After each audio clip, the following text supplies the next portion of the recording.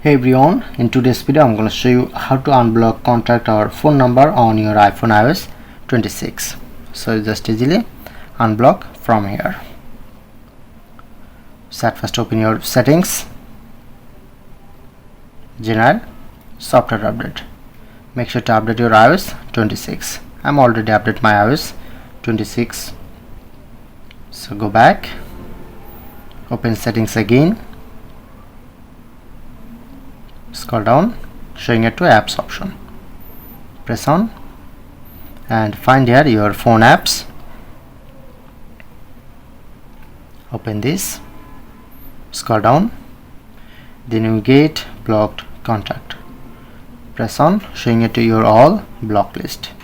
If you want to unblock, just swipe right to left side, then showing it to unblock option. Just press on to unblock, then successfully unblock this number.